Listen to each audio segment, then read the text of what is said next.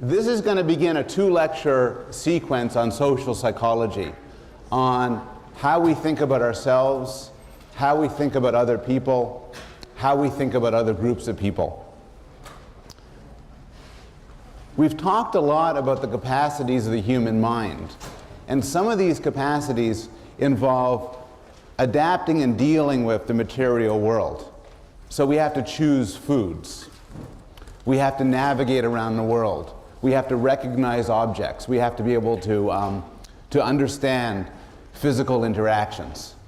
But probably the most interesting aspect of our evolved minds is our capacity to understand and deal with other people. We are intensely interested in how other people work. The story that was the dominant news story in 2005 was this. And some of you, this, for those of you who aren't seeing the screen, is the separation of Jennifer Aniston and Brad Pitt. I remember where I was when I first heard about this. And it's an interesting sight. Just remember, stepping back, as psychologists, we have to question the natural. We have to take things that are common sense and explore them. And one thing which just happens is we're fascinated by this stuff. We're fascinated by the lives of celebrities. We're fascinated by the social lives of other people. And it's an interesting question to ask, why? And this is one of the questions which I'm going to deal with in the next couple of lectures. But before I get to the theory of social psychology, I want to talk about an individual difference. So we devoted a lecture early on, about a couple of weeks ago, to individual differences across people in intelligence and personality. I want to talk a little bit about an individual difference in our social natures, and then I want people to do a test that will explore where you stand on a continuum. That test is the piece of paper you have in front of you. Anybody who doesn't have it, please raise your hand, and one of the teaching fellows will bring it to you. You don't know what to do yet with it, so don't worry. The test was developed actually by Malcolm Gladwell, who's a science writer, in his wonderful book, The Tipping Point. And as he introduces the test, Gladwell recounts another experiment done by Stanley Milgram, of course famous for his obedience work, but he did a lot of interesting things. And one classic study he did was he gave a package to 160 people randomly chosen in Omaha, Nebraska. And he asked these people to get the package somehow, and this was many years ago, before the internet, before email, to get the package to a stockbroker who worked in Boston but lived in Sharon, Massachusetts. What he found was that most people were able to do it. Nobody, of course, knew this man, but they knew people who might know people who would know this man. So most people succeeded. Most people were able to get the packages to this man, and it took, at maximum, 6 degrees of separation, which is where the famous phrase comes about, that we're all separated from another person by 6 degrees of separation. This is not true in general. This was a single experiment done within the United States, but the idea is appealing, that people are connected to one another via chains of people. But what Milgram found was particularly interesting was that in about half of the cases, these packages went through 2 people. That is, if you plot the relationships between people, we can take each person in this room, find everybody you know and who knows you, and draw a line. But if we were to do this, you wouldn't find an even mesh of wires.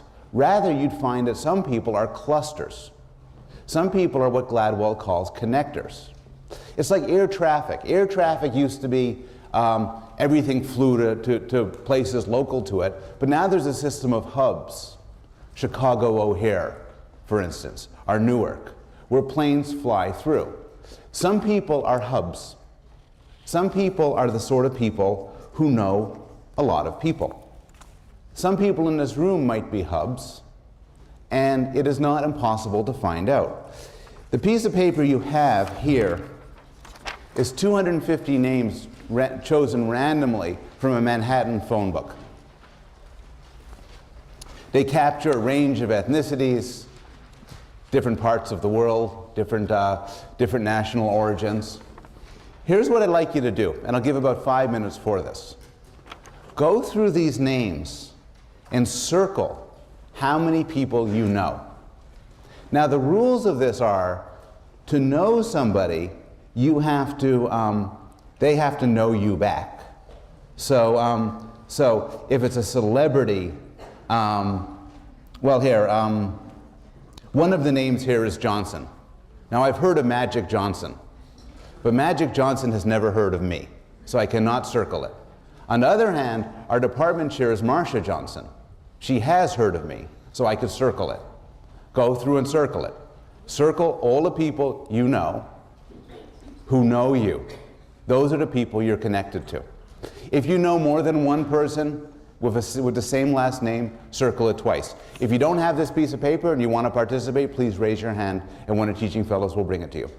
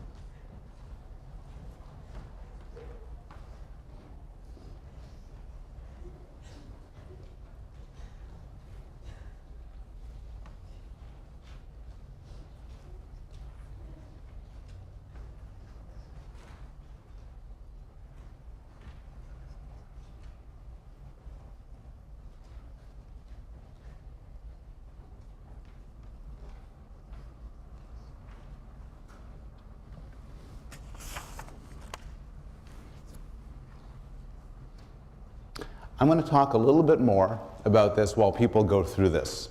The issue of connections between people is intellectually interesting for many reasons and might allow us to develop some generalizations about how people interact. The game of 6 degrees of separation has, of course, turned into a famous movie trivia thing revolving around actor Kevin Bacon. I think chosen just because it rhymes with separation. And the game of 6 degrees of Kevin Bacon is played by taking any actor and computing how many steps it would take to get to Kevin Bacon. And some computer scientists have developed this. They've gone through each of the 250,000 actors and actresses on the International Movie Database and computed their Bacon number. And the Bacon number is the number of steps it takes for them to get to Kevin Bacon. So for instance, Ed Asner was in the movie JFK with Kevin Bacon.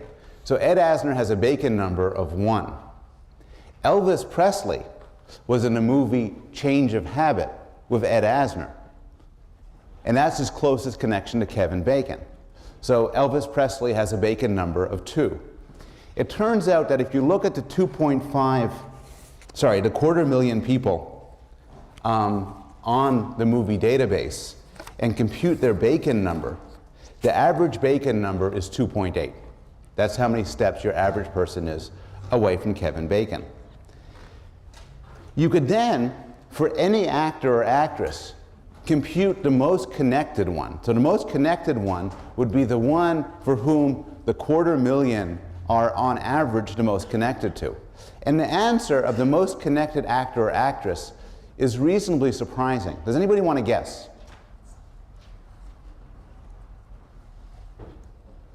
I'll start you off with the wrong answer. And this, by the way, can be found on this website. It's not John Wayne. John Wayne has been in many movies, 180 movies, in fact, over 60 years, but he isn't well connected at all, because mostly he was in Westerns. So we saw the same people over and over again. Meryl Streep also isn't it, because Meryl Streep has the misfortune of playing only in good movies. So she has no connection with people like Adam Sandler and Jean-Claude Van Damme. Guess. Any guesses? Christopher Walken is a good one. We could look it up. I only know a few names here. Christopher Walken is not a finalist. Nicolas Cage is an interesting case. Has Nicolas Cage been in good movies? I don't want to get, I'm going to get more controversial than I want to. Pardon me? The guy who's one step above extra. The most connected guy. The most connected guy? He's like a D-list actor at best. The most connected guy, and I think this shows that you're right, is Rod Steiger. He's the most connected actor in the history of acting. Because it isn't that he's been in more movies than everybody else. Michael Caine probably been in most movies of any person on earth. But he's been in all sorts of movies. He was in On the Waterfront, In the Heat of the Night, and really bad movies like Carpool. He's been in dramas and crime serials, thrillers, westerns, horror movies, science fiction, musicals. Now, some people are like Rod Steiger. So some people in their day-to-day lives have many interactions. And I think one of the things we know from interacting with people is we can distinguish them from other people. How many people are finished their things right now? Okay. I know one person in a department who is one of the most connected people I know on earth. If I really had to talk to Rumsfeld, I'd go to this person and say, can you get me in touch with Rumsfeld? If I wanted to get somebody whacked, I'd ask this guy. Then I know someone else in the department, and as best I know, I'm the only person she knows. So, how many people scores below 10 on this? How many between 10 and 20? Between 20 and 30? 30 and 40? Between 40 and 50? 50 and 60?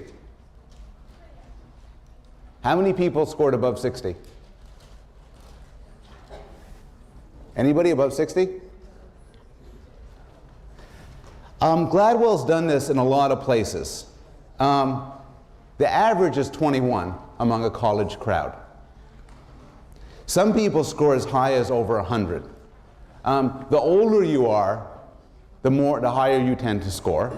Maybe obviously enough. The longer you've been in the country, the higher you tend to score. Journalists tend to score reasonably high. Academics, not so high.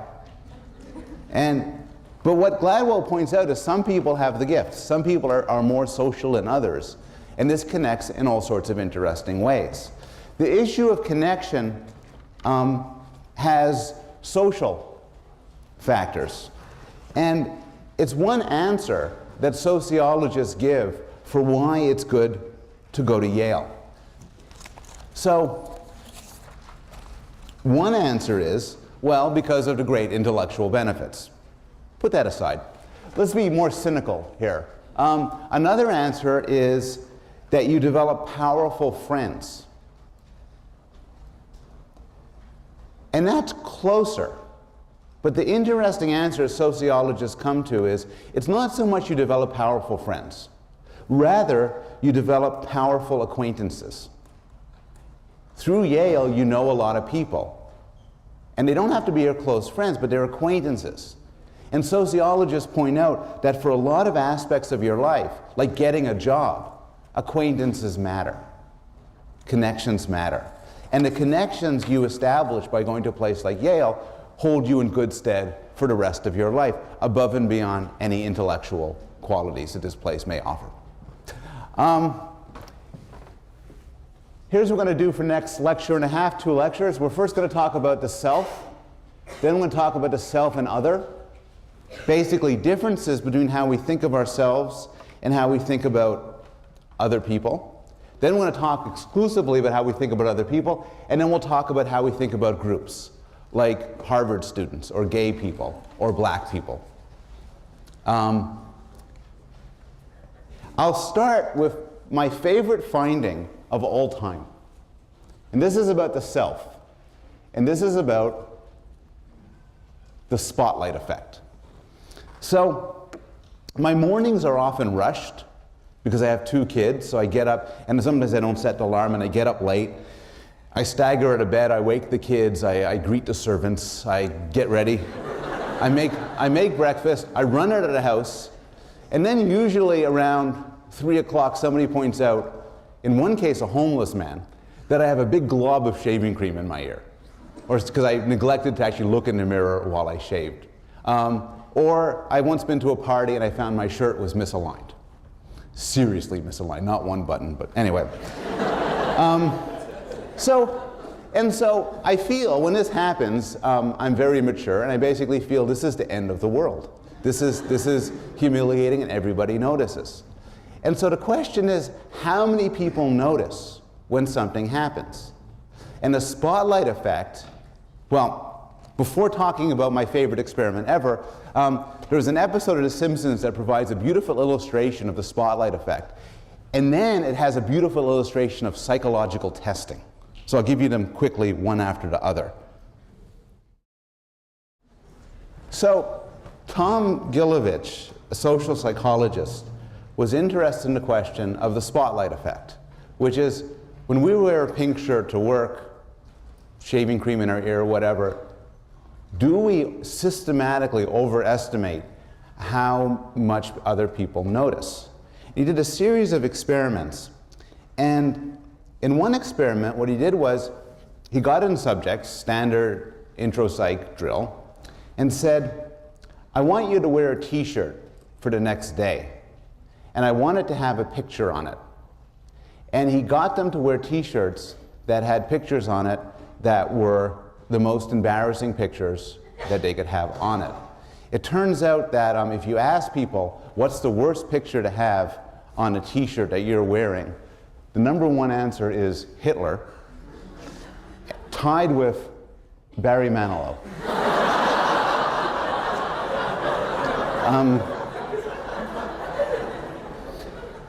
The best pictures to have on your t-shirt are Martin Luther King Jr. and Jerry Seinfeld.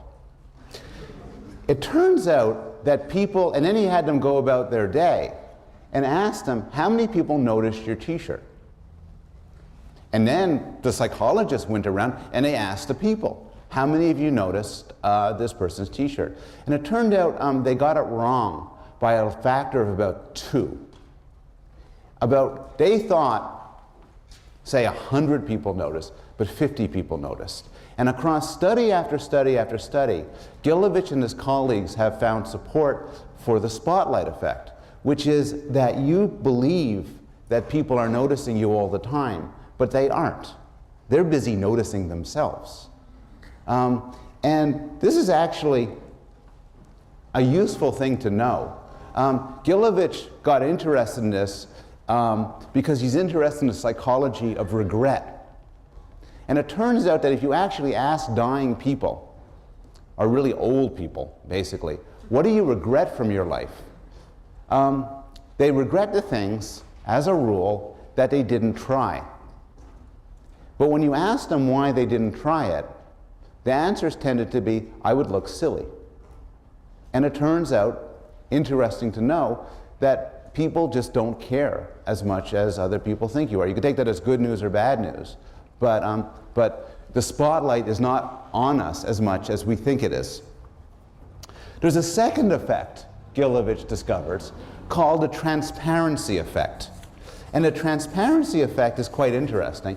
The transparency effect is that we believe that we're more transparent than we are.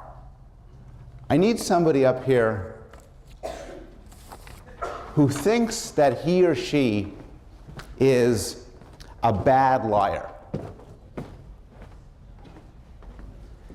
I just need you to say 3 sentences. I'll even tell you what it is ahead of time. I'm going to ask you 3 questions. Have you been in London? Do you have a younger sibling? And do you like sushi? I want you to answer with one of those answers there. I want you to lie about one of them. The task will be for everybody else to recognize and guess which one you're lying about. Do you want to go? Yeah. And I will even write down which one you should lie on. So I want you to lie as to that number, okay? Okay.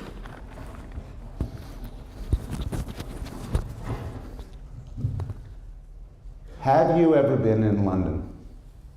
No, I've not been in London. Do you have a younger sibling? Yes, I have a younger sibling. Do you like sushi? No, I do not like sushi. Okay, let's have a vote. She was lying about one of them. Who votes for 1? Who votes for 2? Who votes for 3? Pretty much of a tie between 2 and 3. You could say which one you were lying. 3. The effect, there are 2 aspects of the effect. One aspect is people are actually quite good at lying. It is a rare person who couldn't stand up there and everybody would figure out what they're lying about. But the transparency effect is we don't feel that way. We often feel like things bleed out of us. And so people will systematically overestimate the extent to which other people notice their secrets. And this is actually, in general, why it's sometimes difficult to teach or to tell stories, because we constantly overestimate how much other people know. We think of ourselves as more transparent than we are. A second social psychological phenomena is you think you're terrific. If I ask people, how well are you doing in intro psych this semester?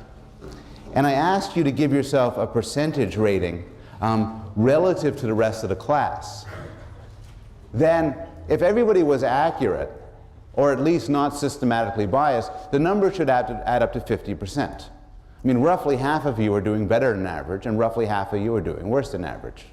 It turns out, though, that people will systematically and dramatically view themselves as better than average.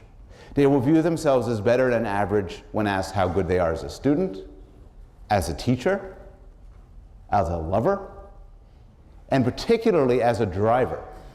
Everybody who drives thinks that he or she is a wonderful driver. This has been called the Lake Wobegon effect, based on Garrison Keillor's story about a place where all the children are above average. And the Lake Wobegon effect in psychology involves a systematic bias to see ourselves as better than average. What psychologists don't really know is why the Lake Wobegon effect exists. And there are a couple of proposals. One is the nature of the feedback we get. So for a lot of aspects of your life, you only get feedback when you're good, when you do something good. In a normal, productive, healthy, happy environment, people don't scream at you about how bad you're doing, but they compliment how good you are. And that could lead to an inflated self-esteem on the part of people in certain domains. Another possibility is there's different criteria for goodness. For a driver, for instance, when I ask you to rank how good you are as a driver, what people often do is they say, I'm better than average. But what they do is they focus on one aspect of their driving. So some of you might say, hey, I'm just a great parallel parker. I'm a great driver. Others might say, I'm very careful. Great driver. Others might say, I take chances no one else will. Great driver. But above and beyond that, there does seem to be a psychological effect manifested here and manifested elsewhere, which is a motivation to feel good about yourself. You think you're important, which is why the spotlight effect exists. You think your thoughts bleed out, which is why the transparency effect exists. But above and beyond that, in a normal, healthy mind, you think you're terrific. And so this shows up in all sorts of ways. It shows up as well in what's been called a self-serving bias. Half of you did above average on the midterm. Half of you did below average on the midterm. But if I went up and asked each of you why, the answers would not be symmetrical. People who did well in the midterm would describe it in terms of their capacities or abilities. They'd say, it's because I'm smart, hardworking, brilliant.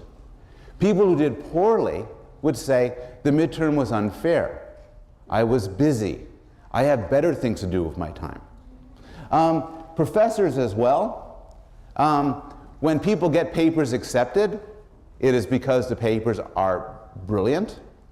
When they got them rejected, it's because there's a conspiracy against them by jealous editors and reviewers. There's this asymmetry all the time. The asymmetry has been found in athletes, in CEOs, and in accident reports. And again, this is a sort of a positive enhancement technique. You think that you're terrific, and because you're terrific, the good things that happen to you are due to your terrificness. The bad things are due to accident and misfortune. The final aspect of self that I want to talk about is the idea that what you do makes sense. And this is one of the more interesting subdomains of social psychology. The idea was developed by the social psychologist Leon Festinger, and it's called cognitive dissonance theory. And what Festinger was interested in was the idea that what happens when people experience an inconsistency in their heads. And he claimed it causes an unpleasant emotional state, what he described as dissonance. And he argued that we act so as to reduce dissonance. When there's a contradiction in our heads, we're not happy, and we'll take steps to make the contradiction go away. This all sounds very general, but there's some striking demonstrations of this and how it could work in everyday life. So a very simple example is the confirmation bias. Some of you are politically right-wing, some of you are politically left-wing. If I asked you what magazines you read, it turns out people who are right-wing read right-wing magazines. People who are left-wing read left-wing magazines. Because people don't, as a rule, enjoy getting information that disconfirms what they believe in. They want to have information that confirms what they believe in and that supports it. If you support Bush, you're going to be looking for good news about Bush. If you don't support him, you'll be looking for bad news. And this manifests itself in all sorts of interesting ways. I'll tell you about a very simple experiment. It was done by Louisa Egan here at Yale. And it illustrates a point and then I'll talk about real-world implications of this. It's very simple. You have 3 M&Ms. You pre-test to make sure the person doesn't like any M&M more than the other. There's 3 M&Ms, who cares? But then you ask them to choose between 2 of them. So suppose they choose the red one. You got to choose one. So they get to eat the red one. Now they're offered, you take the red one away, and now they're offered a choice between the 2 remaining ones. It turns out to a tremendous degree, and you could imagine yourself in that situation, they choose this one. The one that wasn't the one they turned down. And the claim is that when you choose this, in order to justify your decision, you denigrate the one you didn't choose. And so this one you didn't choose is then tainted. And you turn, and then when compared to a third one, you favor that third one. What's particularly interesting is you get this effect easily with undergraduates. But you also get it with 4-year-olds and with monkeys. So the same denigration tends to be more general. Well, that's a laboratory effect. But there's some more interesting manifestations of cognitive dissonance. One is the insufficient justification effect, which is so famous it had a cartoon based on it. The guy says, "Why should I hire you as my consultant?" The dog, some dog, says, "I'll use the special process of cognitive dissonance to improve employee morale." How does it work? Well, when people are in an absurd situation, their minds rationalize it by inventing a comfortable illusion. Not quite right. When people have an internal conflict, when there's something uncomfortable, that's right. So says to this person, "Isn't it strange you have this dead-end job when you're twice as smart as your boss? The hours are long, the pay is mediocre, nobody respects your contribution, yet you freely choose to work here. It's absurd. No, wait, there must be a reason. I must work here because I love this work. I love this job." This actually works. Here's the classic experiment by Festinger. Gave 2 groups of people a really boring task. Paid one of them $20, which back when this study was done was real money. Gave another group of subjects $1, which was insultingly small. Then asked them later, "What do you think of the task?" It turns out that the group that were paid $1 rated the task as much more fun than the group given $20. So think about that for a moment.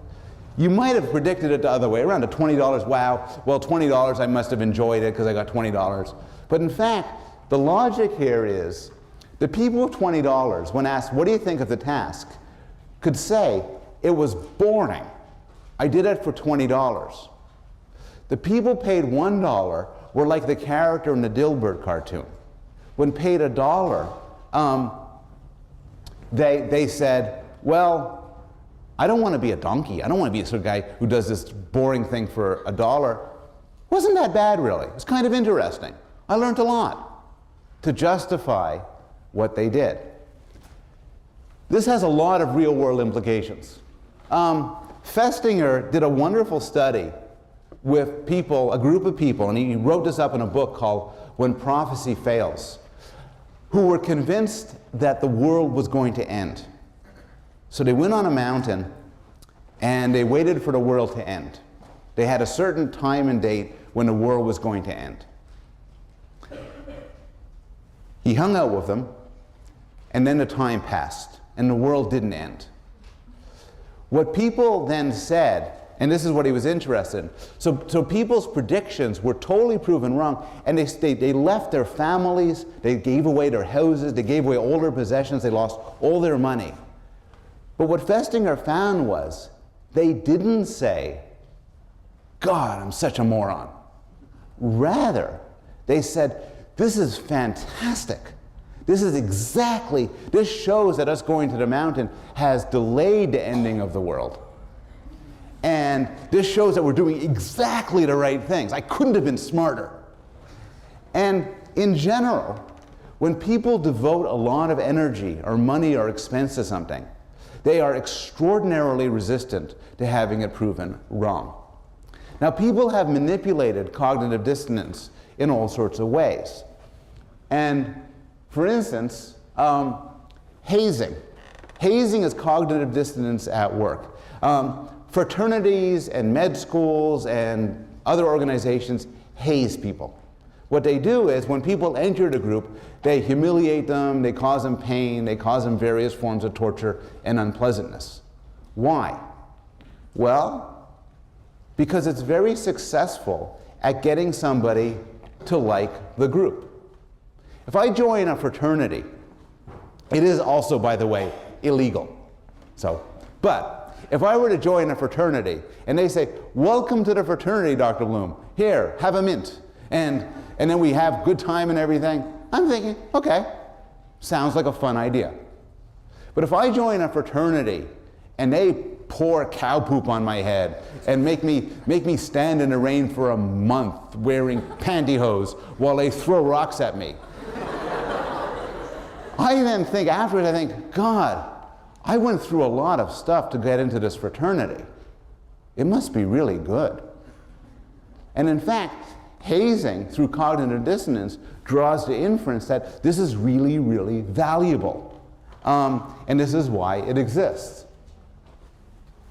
If you are running for office, you will tend to have volunteers and not necessarily pay people. One reason for this is obvious. It's cheaper not to pay people. But the other reason is more interesting.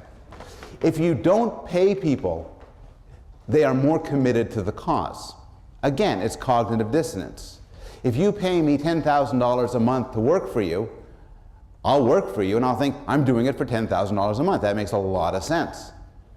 But if I do it for nothing, then I have to ask myself, why am I doing it? And I will conclude, I must think very highly of you. Therapy for free tends to be useless therapy. This is one, therapists ask for money for all sorts of reasons, including they like money.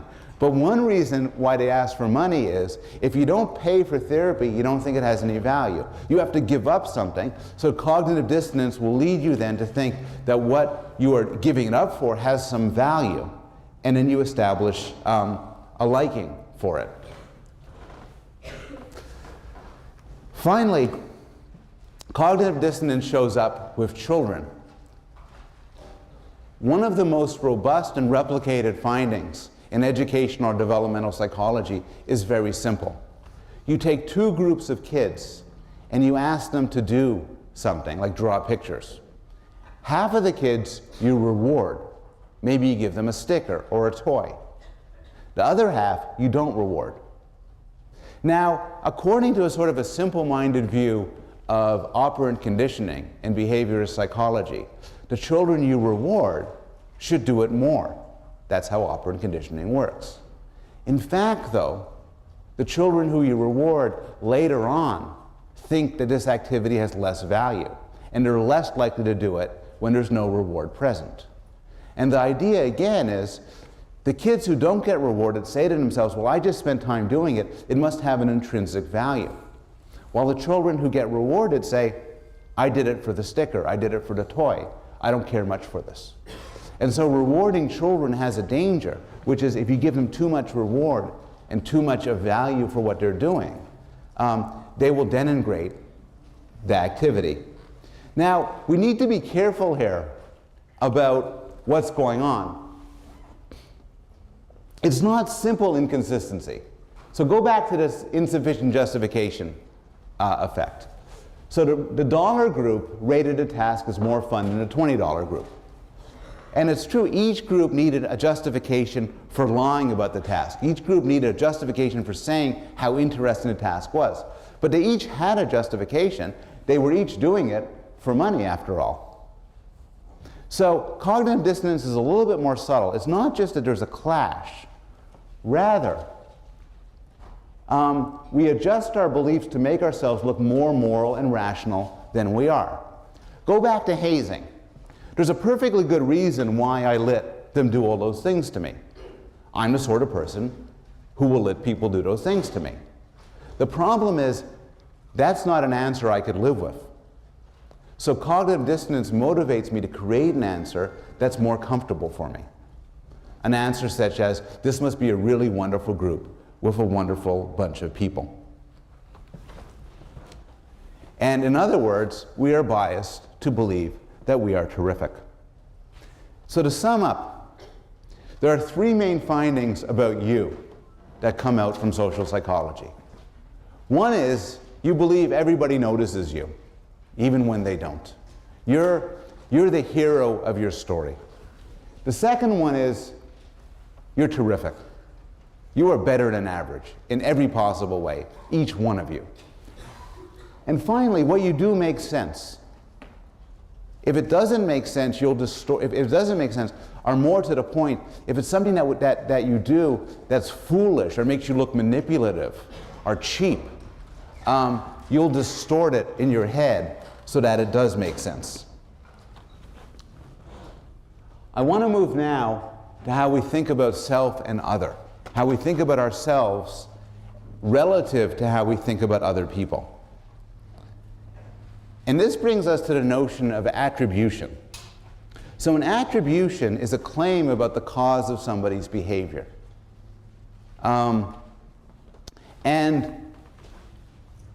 Haider, now there's all sorts of reasons for somebody's behavior.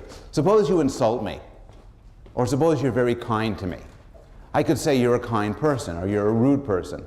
I could say, this must be a great day for you, or you must be under a lot of stress, or you must want something. There's different sorts of attributions we could make to people. But Haider's insight is we tend to attribute other people's actions to their personality characteristics, to long-standing aspects of what they are. And this is known as a person bias. And more generally, people tend to give too much weight to the person and not enough weight to the situation. This is also sometimes known as the fundamental attribution error. The fundamental attribution error, which is one of the core ideas in psychology, is that we tend to over-attribute things to a person's personality or desires or nature, and not enough to the situation or the context. There's a lot of demonstrations of this. A lot of demonstrations have to do with intelligence. So for example, there's actually been studies showing that people tend to overestimate the intelligence of professors. Why? Because I stand up here and I talk about the one or more than one thing I know about. And so it's easy to infer that I must know a lot. But in fact, by the time the semester ends, I will have told you everything I know. And if you stood up and started talking about everything you knew, you'd look really smart too.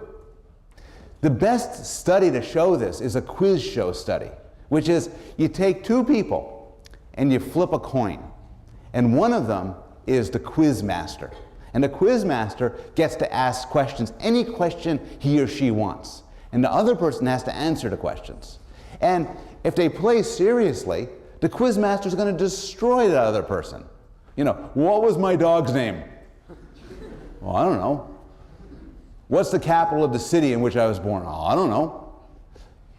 And then you'd expect a third person watching this to say, who cares? It's just, they're just doing this because of the coin they flipped. But in fact, when the person watching this has to assess their intelligence, they give the quiz asker a higher intelligence rate than another person. After all, he seemed to know a lot of answers. The other person didn't get much right. We tend to fail to discount the situation. If you were giving a job talk, and this is for people in graduate school particularly, if you were given a job talk and the slide projector breaks, you're screwed. Nobody is going to say to themselves, oh, well, it's not such a good talk because the slide projector broke. They'll say, it's not such a good talk because of the person.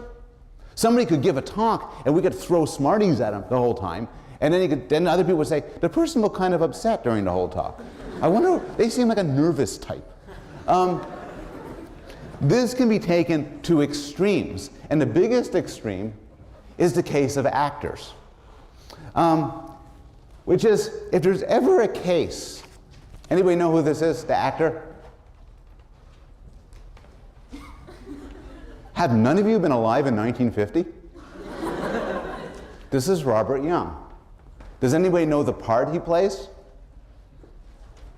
He played a doctor called Marcus Welby in this famous show, Marcus Welby, MD. And Marcus Welby was a wonderful doctor. He was compassionate and kind. He made house calls. He saved lives. He counseled people. And it turned out that Robert Young was then deluged with mail, thousands of pieces of mail, by people asking for his advice on health matters. And he then, in a twist, exploited the fundamental attribution error, people confusing the actor for the role, exploited this by going on TV and espousing the benefits of Sanka decaffeinated coffee, where he produced the famous line, "I am not a doctor, but I play one on TV." Whereupon people heard this and said, well, he must have some authority then about medical matters. It turns out that the confusion between actors and their roles is extremely common. Many people, for instance, view Sylvester Stallone as either an actual hero during the Vietnam War or sort of a hero during the Vietnam War, given all this Rambo stuff. But in fact, of course, he was in a Swiss boarding school teaching girls aged 12 to 15 during the Vietnam War.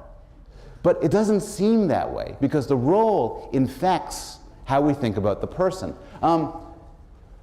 When this movie came out 20 years ago, they needed a character to play a gay man. According to IMDb, where I get all my information, they hit up all the big stars, Harrison Ford, Michael Douglas, and Richard Gere. And they all turned it down because they didn't want to play a gay man because people would think that they were gay. Finally, they got Harry Hamlin to do it, who was kind of a B-list sort of guy. The biggest extreme of the fundamental attribution era, confusing the actor for his role, is Leonard Nimoy, who, because he played the emotionless Vulcan, Spock, on Star Trek, was then repeatedly viewed by people who saw him on the street as if he was an actual Vulcan. He got sufficiently upset about this to write a book called I Am Not Spock, where he described all the ways in which he was not a Vulcan. His career, where he attempted many times to play roles that were different from his Vulcan nature, stalled until finally, many years later, he gave up and wrote another book called I Am Spock, where he finally conceded to the fundamental attribution error. If I gave this lecture 10 years ago, I would say that the fundamental attribution error is a human universal. Something that we're born with, a fundamental aspect of human nature. This is not entirely true, though, and we know that through some very interesting cross-cultural research that compares these biases across different countries. In this study between the United States and India. And it turns out that for whatever reason, and it would take another course to talk about the different explanations, but people start off at, say, age 8, not committing the fundamental attribution error. But in Western cultures, where there's an ideology, perhaps, that people are in charge of their own destiny, the error occurs, and people over-attribute the role to the person. In some Eastern cultures, there's more of a view about fate and more attributions to situation. And this has been shown in many ways. For instance, if you look at newspaper reports about murders, in cultures like the United States, the report tends to emphasize the personal characteristics of the person accused of the murder. In countries like India, the reports tend to emphasize to a greater degree the situation that the person found himself in that might have driven him to commit a murder. So this is an important reminder that just because we find something in our culture, and just because it might well be pervasive, doesn't mean necessarily that it's universal. So, to summarize so far, and we're going to get just a little bit more for the rest of this lecture, we've talked about two morals from social psychology. One is enhancement of the self, but the other is what you could call oversimplification of the other. So we know ourselves that our behavior is due to a complicated cluster of the situation and our personal natures. When things go badly, in fact, we'll blame the situation. When things go well, the self-serving attribution bias, we'll credit ourselves. We don't do this for other people. For other people, we're a lot less forgiving. You do something stupid, you're a stupid person.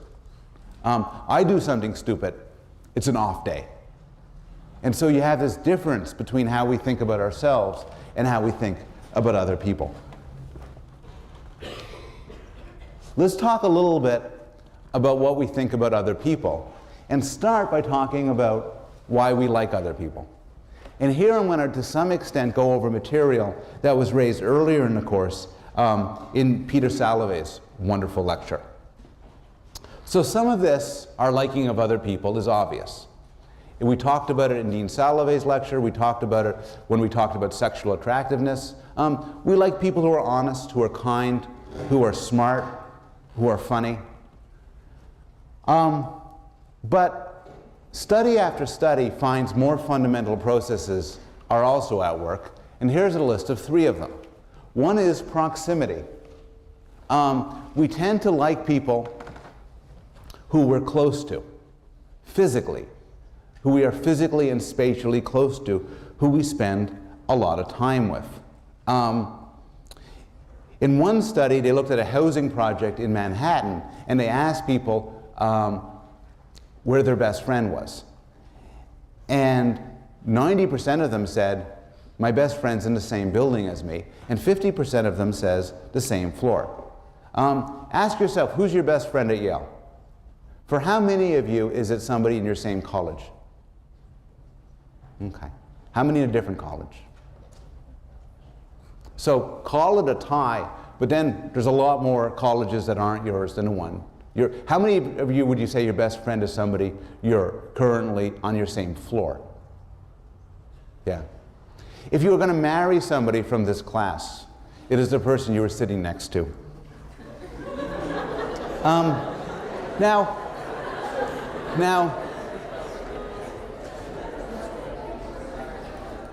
Now, in some sense, this is a rather trivial finding. Of course you're going to get more involved in people you encounter frequently. You know, how else is it going to work? But it's actually more than that. The more you see something, the more you like it.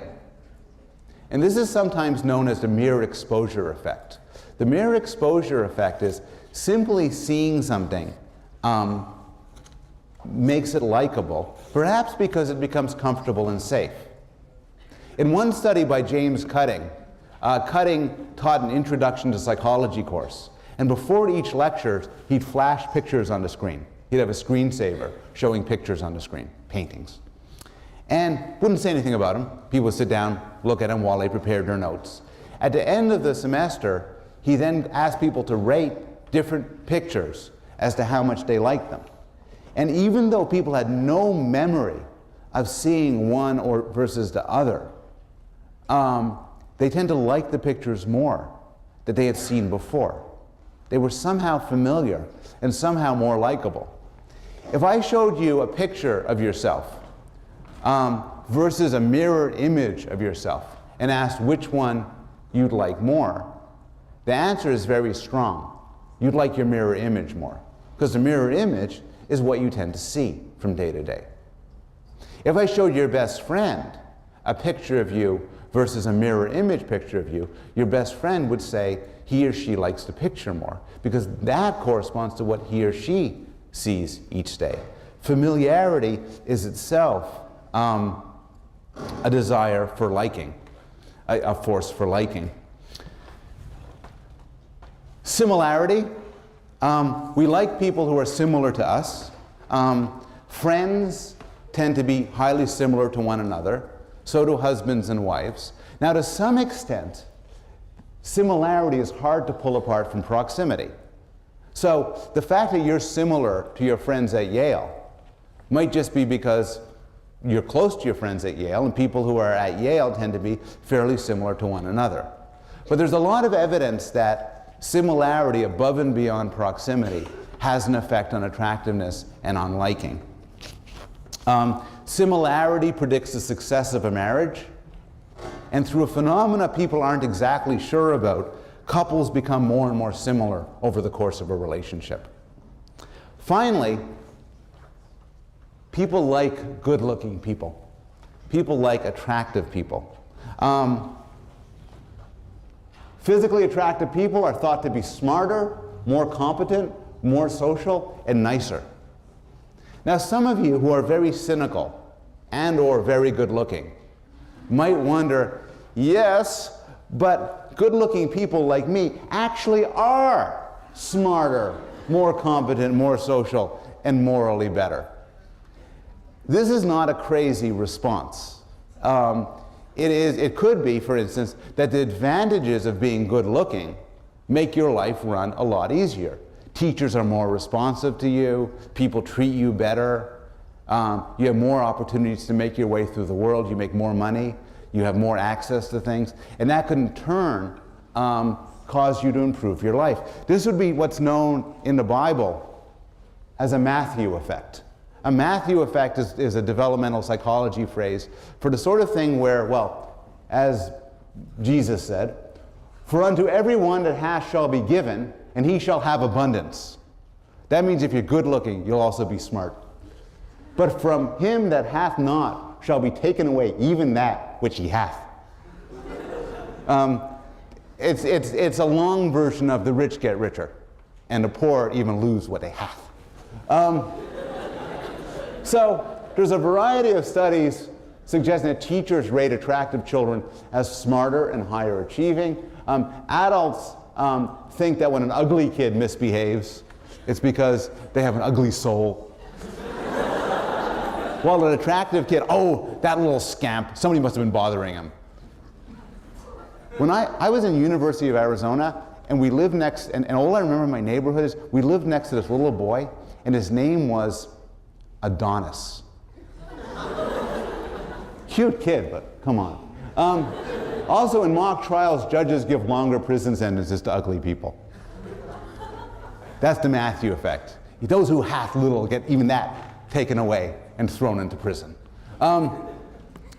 There was a recent study, which I'll tell you about, but I am not comfortable with it as an experiment. The study observed people in a parking lot of a supermarket and found that parents were a lot rougher to the kids if their kids are ugly than if their kids are good looking. And they attribute it to the fact that for all sorts of reasons, the ugly kid just matters less to the parent. I was watching a poker game once on TV, and somebody who lost said, and I quote, "They beat me like an ugly stepchild." And the fate of the ugly stepchild is in fact not a very good fate. But this is not a good study. For one thing, and I don't know how to phrase this in a politically correct way, but the parents of ugly kids are likely to themselves be ugly people. And maybe what they're finding is just ugly people are more violent than good-looking people. This is an excellent time to stop the lecture. So I'm going to stop the lecture and we're going to continue social psychology on Wednesday.